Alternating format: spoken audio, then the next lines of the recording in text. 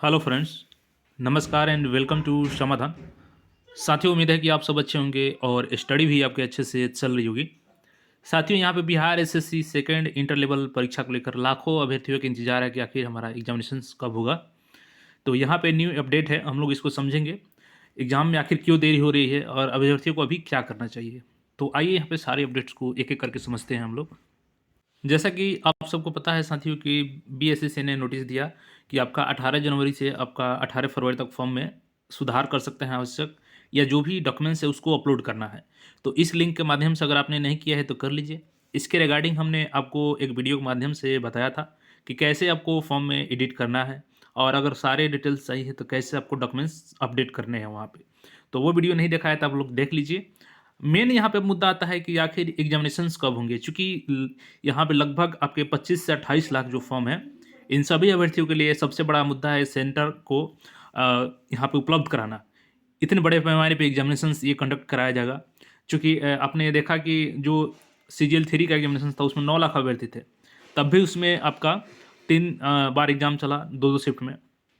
तो सबसे बड़ा कि फेयर तरीके से एग्ज़ाम हो जाए और सही तरीके से एग्ज़ाम हो, इसलिए आयोग इसको काफ़ी आयोग के सामने एक चैलेंज है इस एग्ज़ाम को कंडक्ट कराना। तो हम लोग जानेंगे कि बेसिकली इसका एग्ज़ाम में देरी क्यों हो रहा है और कब तक एग्ज़ाम हो सकता है, जो कि आज नोटिस है, उस नोटिस के माध्यम से हम लोग समझेंगे उसको। अब यहाँ पे जो आप नोटिस देख रहे हैं ना, इसका सबसे बड़ा कनेक्शन है इस एग्जामिनेशन को लेकर के। ये देखेंगे तो ये कार्यालय मुख्य चुनाव अधिकारी दिल्ली का ये लेटर है। आप सबको पता है कि 2024 में आपका लोकसभा का इलेक्शन होने वाला है, जिसका डेट है आपका अप्रैल से मई के बीच में। तो यहाँ पे फाइनली उसका डेट निकल के आ चुका है कि आपका अप्रैल में कब से होगा। तो यहाँ पे देखेंगे और इसी के अनुसार आपका एग्ज़ाम इफ़ेक्ट पड़ेगा आपके Bihar SSC second inter level पे। चूँकि आप सबको पता है कि 18 तक तो फॉर्म ही सुधार करवाया जाएगा, और 18 के बाद यहाँ पे फॉर्म में स्क्रूटनी किया जाएगा कौन से फॉर्म में क्या त्रुटि है। उसके बाद ही यहाँ पे अभी तक यहाँ पे सेंटर भी अलॉटमेंट के लिए कोई लेटर नहीं लिखा गया है किसी भी कार्यालय में डीएम को, जहाँ तक अभी तक न्यूज़ है। यहाँ पे देखेंगे तो ये लेटर है आपका सब्जेक्ट में compilation adhering to the timelines given to election planner of election commissioner of India regarding।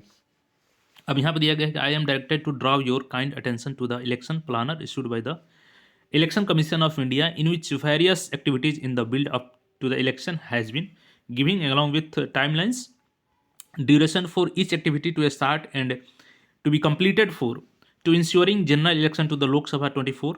The commission has tentatively given the poll day as is 16, यहाँ आप देख सकते हैं 16 अप्रैल से, और एंड डेट इसके अनुसार निर्धारित होगा।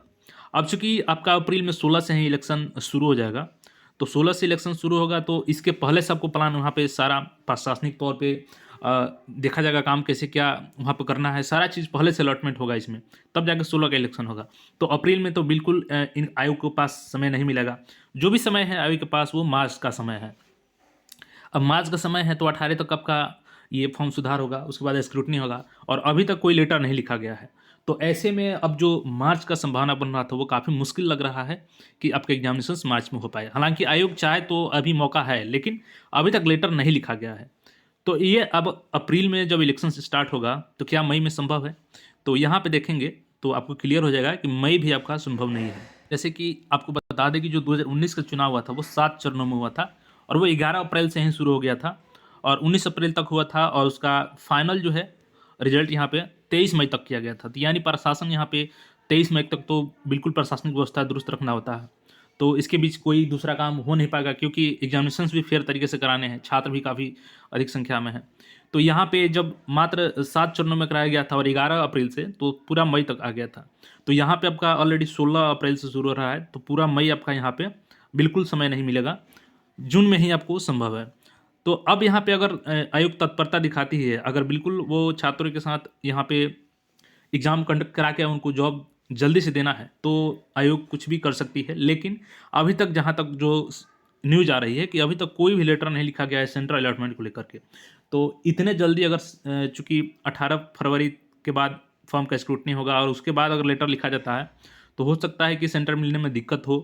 अगर सेंटर नहीं मिलता है तो इस कंडीशन में आपका एग्जामिनेशन जून में चला जाएगा, तो काफ़ी यहाँ पे बीच में गैप हो जाएगा।